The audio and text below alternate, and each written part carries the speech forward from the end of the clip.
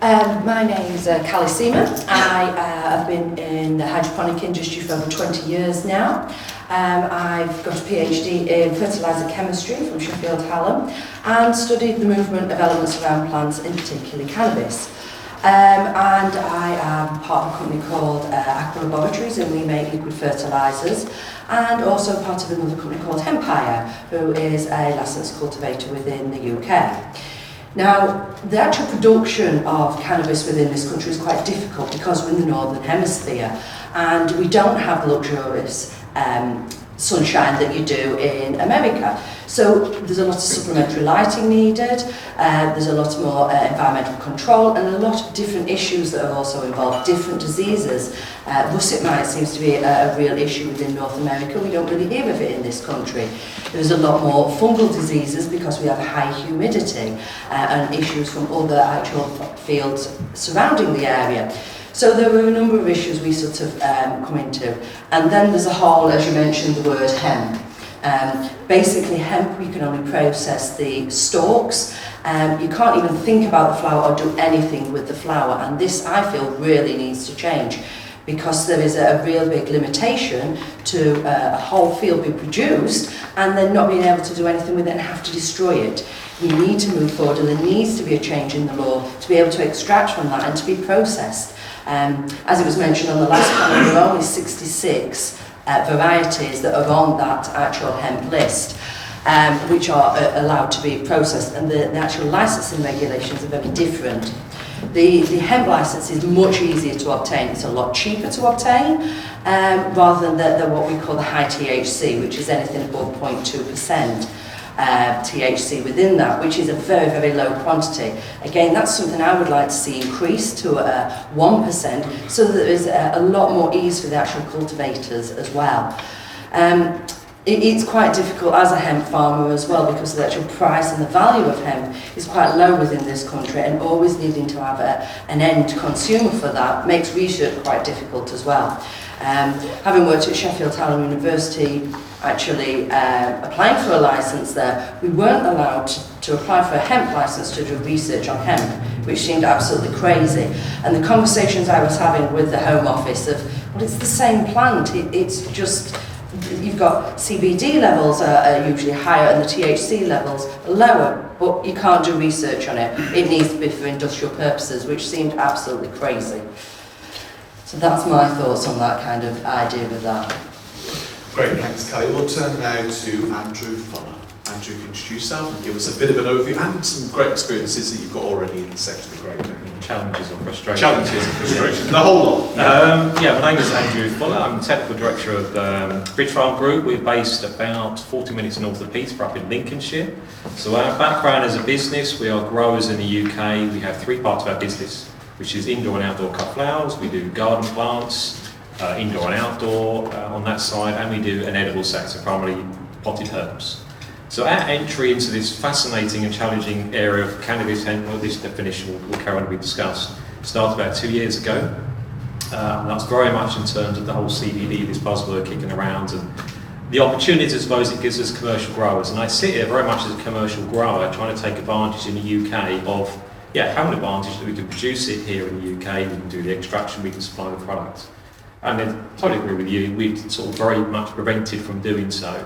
I'm very clear what the regulations are. I don't think there's any muddle about what the regulations are. A lot of people discuss it for a long, long time, and I've not been here for the yesterday and this morning, so forgive me if I'm going to over-talk what other people have said, but I don't think there is any, I'm not muddled in terms of what the laws are, what you can and can't do. It's how we go about changing that. And the vehicle for that change is, I think, one I challenge here for all of us in this room, how we take that bit forward. So, talk about maybe indoor-outdoor. From our experience now, till 2 years back when we started this journey, 18 months ago we got the hemp licence. Pretty much useless. What we want to do as a commercial business, we can grow plants and we can... It is fortunate for us we can understand the plants and develop things in terms of the hemp because there's similar characteristics. But fundamentally, we want to use the flower of the plant to do the extraction. And we've now spent the last 6 to 9 months working with the Home Office very close to get only an R&D licence to allow us to start to use the hemp materials and also higher THC varieties that sit outside the 66 varieties for hemp because they're not really, as I see, suitable for us in the glasshouse production. And we're hoping in the next few weeks to get it over the line. But that doesn't mean we now start producing and selling products. We don't have any commercial products in the CBD market out in the marketplace for reasons that the previous panel was sort of beginning to indicate about the greyness that still exists there. The indoor-outdoor bit, maybe just to pick on that, like every grower, and I'm not sure if there's anything else in the room, you always got your slightly different views on how you want to do it. I'm not against outdoor growing. I think you can still do outdoor growing and you're still producing products because you're going to extract it into a different form anyway. So there was previous comments about indoor-outdoor for uses. I disagree. I think there's value for all around. It's all down to commercials and your production. How you can control your supply chain, your cost of production and get a good quality product at the end of it, cost effectively. And us in the glasshouse, we've taken the view that, yeah, we've got the level of control that is important. I think we've been growing plants and edibles for a number of years, and there's a lot of rules and regulations that are clear in terms of we grow a herb, we're selling a plant, and people eat it. So there's a lot of BRC, red tractor that exist in the commercial industry that I'd like to see brought into the hemp or cannabis industry to keep it practical and real. And not to exclude smaller growers. No, small growers are very valuable to the industry. They can't be prevented from coming into it because a lot of those are almost the innovators that we see. We sit very clearly that we are high volume, we want to do low cost production. And so I'm a glasshouse fan. Am I going to grow it all year round? No, because it's pretty crappy in the winter. And why put all that energy in? Why do all that extra cost and energy if we don't need to? So we're very much like sustainable approach, environmental is important. So we don't take the view of going to put all the lights in and try and do it 12 months of the year. It's not for us. You know, we do seasonality in what we do in our business. Sorry, I'm going to go on and on. But yes, that's okay. It's a brilliant introduction. Andrew, on this question of indoors, outdoors, I know there's the controlled environment, which is important, like we spoke about earlier, for indoors. But in terms of, sometimes I wonder if there's a bit of sentimentality around this. And I think your response there was pretty unsentimental. It's pretty practical. It's about growing the plants. And really, this kind of indoor-outdoor debate, right? The 66 varieties, you said pretty much they're not really suitable for indoors. What is it about those that are not suitable for indoors? And why would you grow one outside rather than outside? Well, there's 66. I mean, we've probably got now 2 or 3 that we still work with. And fundamentally, we're in a glass house, nice big shiny glass house. But our method of production is all about our systems of production. So we're growing inside in an inert substrate or a substrate. We want it this high, we want X amount of yield per square metre. So it's getting genetics that suit that need. That's simple as it is. I think there is an opportunity in the UK. It's never come out of Europe, or maybe next year. I think this is like a bit of a fanfare tomorrow, whenever it is. But next December it could be more challenging. We need to see all the rules and that might change. But we're spoken to it's APA, actually, people that own that list. I mean, it's an EU-European list, and as far as I know, there's about 14 of those that are going to jump onto the UK list. I don't know how they've jumped onto the UK list, but I think there is a good opportunity in the UK to revisit that and get some ownership and do some work on industrial hemp that fits the UK climate. So there is an opportunity when we come out of Brexit to look at something for the UK only. Great, thank you. Perhaps we can talk about that in a bit more detail shortly. So now we're going to turn to Nathaniel. If you can get an introduction, a little about your experience and some general views on the topic. Sure. My name is Nathaniel Loxley, Director of British Hemp Alliance. We're an environmental agency which is representing hemp for multiple different stakeholders, developing a network and promoting the plant as an environmental. I'm also a grower, licensed grower in the UK since 2015, low THC cannabis, so industrial hemp. We're going to go into the barriers and the issues around that in a bit more detail, but practically a lot of my time has been spent researching in the field, so outdoor growing. We've had multiple different varieties that we tried in the UK. The transition, as Andrew mentioned, from that EU common catalogue, that is an important aspect, and we've only got 14 species. That's something the BHA were a part of actually registering those categories, those varieties. But that is a drop in the ocean, as we know from the medical and recreational cannabis. There's multiple different genotypes, phenotypes, all these kind of amazing strains and varieties, and the industrial hemp varieties are prohibited by a 0.2% tolerance. That's in the UK, 0.3% in other countries, in the States, for example, 1% in Switzerland, and Italy, I believe, is the same. So immediately, we have a great opportunity in the UK, but also at a deficit. We're a huge kind of trade deficit, obviously, with the CBD industry. We're importing over 95% of the products that we're consuming. And as a farmer, we're completely cut out of that supply chain. So that's a huge issue from my perspective, and the growers that want to get involved in the industry. That's agricultural growers with a huge amount of expertise and knowledge in farming. And the interest is there, but the barriers are stopping the industry from growing.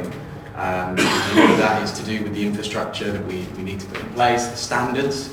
Obviously, standardisation is incredibly important.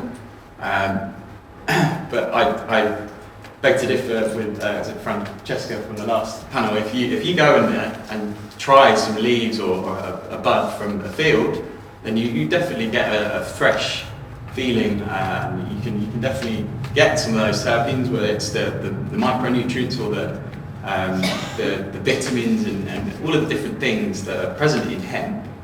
And that's in a natural environment, so a sun-grown, organic environment. So you get different benefits and effects for consuming hemp as opposed to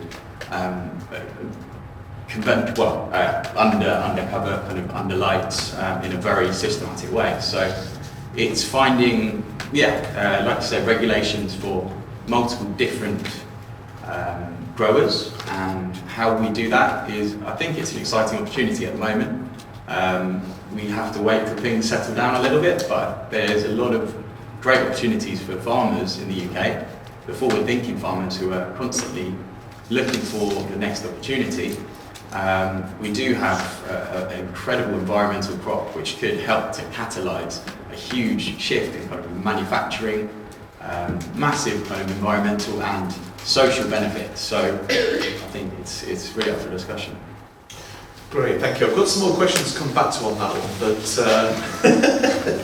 must let Peter have a crack at this. So Peter, give us a good introduction to yourself, overview, and also by name, some reflections on what you'll have heard. Yeah, so my name is Peter Shippen. I'm British born, but I've spent most of my life in Canada, largely in the investment business. My firm was one of the earlier firms to start investing in the cannabis space in Canada. We were the first to launch a specific cannabis vehicle. And actually the business that acquired my company a couple of weeks ago launched Europe's first cannabis-focused ETF. So I certainly come at it from a bit more of an investment perspective. The Britania Bud company got started about a year ago to really focus on the UK consumer as it pertained to plant-based wellness, but really cannabis and what was legal in cannabis. And I think, from my perspective, the other analysts have pointed out some great points, but where it leads me to is just frustration. I don't know how farmers, investors, companies can really make a commitment to growing in this country with the opacity, without more clarity on what you're able to, I guess, what you're able to do. But everything from licensing is a process. Even in North America, there's still challenges. This is a new industry around cultivation, drying. This crop can be quite finicky in certain scenarios. But the amount of investment needed to make one of these European varieties worthwhile for farmers, you've got to do it at scale. You can't really do a small amount of growing. It's got to be done at scale, and with scale you need specialized cultivation equipment. And then the argument would be, what's the point if you can't, use the leaves and the bud, where there's quite a bit of CBD that you can extract even from these European hemp varieties? What's the point if you can't do that? So the investment model in this country currently is broken a little bit, more than a little bit. It's frustrating, and we've worked a lot with farmers. We've taken groups to Germany, to France, Eastern Europe, to see how other people operate. But it's a real challenge in this country right now to make the hemp business model work. Thank you. So it's really interesting. Like, frustration is a good point, and also about scale and so on. I mean, I really don't want to stand at this podium and have this conversation next year. It's getting a bit boring, actually, isn't it? And I suppose with Brexit, we have a great opportunity. And the agriculture bill coming, particularly at field scale, where it's all about public money for public goods.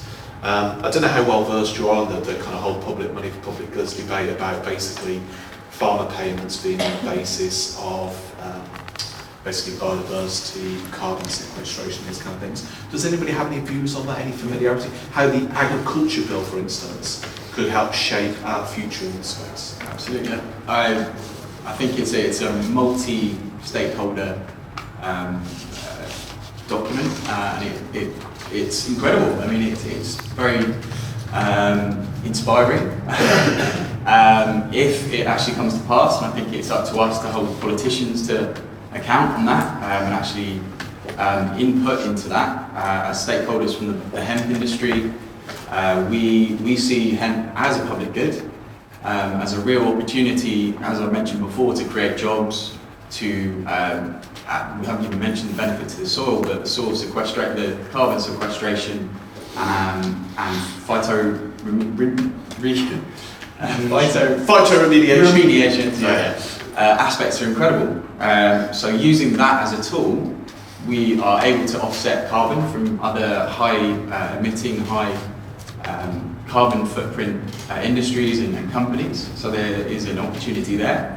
Again, we can encourage a crop which is a cash crop, but yet again, as Peter mentioned, it's got to be done on scale. There has to be the tests with the varieties which are working at our latitude and in our condition with plenty of rain, as we know. So. But I mean, something's got to be done. Like, I don't want to understate the point, but UK farming is in crisis right now. 70% of farms lose money. Over farming profits, EU subsidies made up over 100% of UK farming profits. So unless something happens, it's very hard to see how you're going to have a robust agricultural business in this country.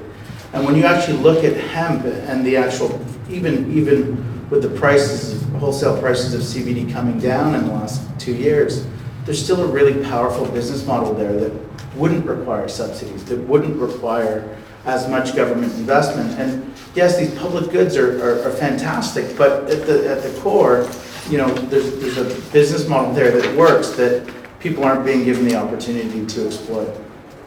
Anybody other views on that, particularly relate to the legislation coming, which doesn't affect everybody, I appreciate that, but in terms of being a great opportunity, potentially? I think something not discussed is the security issue.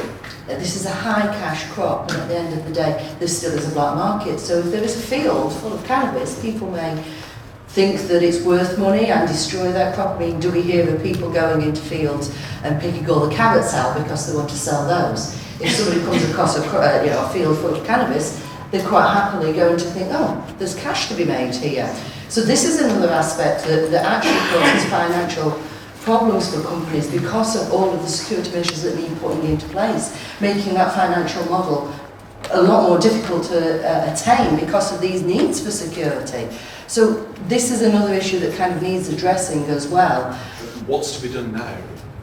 What can be done to help the growers, if you like, have a market to send stuff to? Because that's the real challenge, isn't it? Well, I think, as Peter mentioned, kind of you need equipment to harvest, so there needs to be a standardised way of harvesting and how you plant it. It all depends on your seeding rate, everything. What is your end product? And if there's no defined market, there's innovation that needs the infrastructure and the support to get to that point. I mean, in the UK we have existing manufacturing, we've got existing facilities and some of the brightest minds in the world in terms of chemical engineering and things like that. So if we can utilise that knowledge and get innovation funds and work out some real kind of collaborations in terms of getting product innovations out there, we do stand an opportunity to have a flourishing industry. But there is a lot of barriers. So the risk mitigation, I think that there needs to be some investors to front up the cash. As we said about varieties as well, that takes a long time and a lot of investment to get a certified variety passed. And there are agencies and environmental bodies who are willing to do that work, but again, that takes the investment. I think we need to work together to be able to get that knowledge, get the data, analysing different crops in the soil from different farms, whether that's in-house, under cover grown as well. And then the regulation needs to catch up with what's going on. I mean, as you say, I had a security issue in the first year. People were stealing our hemp. I mean, it's every single hemp farm you find has the same issue. And that's because of the black market. So if you actually have progress in that sense, then the other side of cannabis, hemp and the more environmental aspects, can also have that opportunity to progress. Some of the issues I've been facing with trying to find funding to fund research is there actually isn't that much funding out there for actual research within horticulture. There's a lot of research on so farming itself, so being able livestock research, but and the funding for cannabis is more based on the medicinal side, so the production of medicinal products. But actually, to get any funding to do any research on the techniques of growing, improving those growing techniques, looking at the genetics of the plant, they're just not there. And the stigma as well that's attached. So talking to some universities, they won't even touch you. There's still that stigma associated, even when you're using the word hemp, they still want to back off and I'm not comfortable with this is still black market and we're going to be supporting the black market by enabling this research. So there's still some barriers of stigma that needs breaking down. There's also that need for more funding within the area of cultivation as opposed to it all being about that end product and clinical trials. There is plenty of data out there on clinical trials. It's when we had the same kind of data on the actual plants and the genetics that were grown, so they don't validate that data. That data is not validated anymore with the clinical trials. But I feel we need to do more on the horticulture and more on the cultivation side research and that kind of getting the plant to produce those metabolites we need instead of concentrating on the actual end product, the CBD. So basically, overall, there's a lot of research needed, a lot of development. And it's interesting, because ADAS actually did a report back in 2004, and some of my colleagues have been in, the bigger crops, wheat, etc. for many years. They said, "I'm not sure if this is going to go anywhere this time," particularly in the sort of field scale stuff. But we said, "No, we'll have a look at it because we think it's an area we can add." So that was quite interesting. But the other thing that was about security, of course, this is not the only sector in farming with challenges, because I don't know if anybody remembers this, but last year there was quite a spate around Northamptonshire particularly of sheep slaughtering. And there was actually gangs going around basically slaughtering the lambs on the land, butchering them right there and then and making off with them. And that was making its way to the food chain in Midlands. And that's quite a big operation around there. I mean, it happened to literally, it was getting on for about 30 or 40 farms. And of course, it was quite hard to detect that crime because they turn up in the middle of the night and they raid it. And literally, the farmer wakes up the next day or so and he comes and finds this awful mess. Pretty harrowing stuff, actually. They had a very good operation on that. Northamptonshire police led that. They've caught, they think, most of the perpetrators now, I'm glad to say. But I know the time, so maybe what we'd like to say is, if we could do a bit of a wrap up, I'd like to ask you for the couple of things, two things, say, you each think would really help the sector move forward. And I'm going to throw a question before you do it and say, are we living in cloud cuckoo land with this stuff? So we know some parts of it are moving ahead, but in terms of this effort we're putting in, we turn up with these, we're maybe not competitive in this market. What is going to make us the best in the world with Brexit doing this, or are we just fooling ourselves? So answer that within the sort of framework of what two things would need to be done if we do want to be the best. We'll start with this section. Yeah.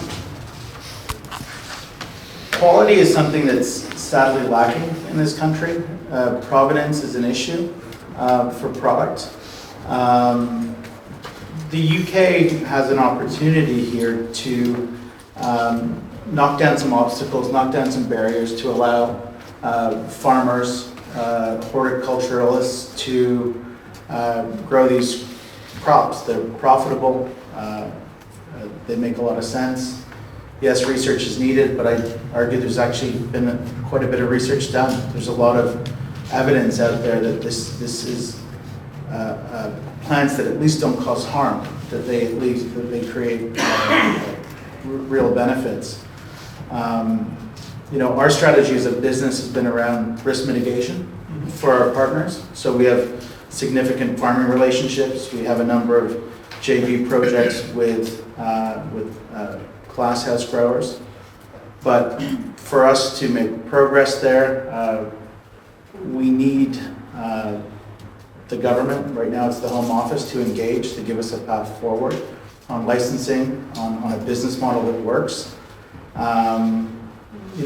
We're here, we're ready to invest, we're ready to partner, but we really need some thought around who really should be overseeing this market.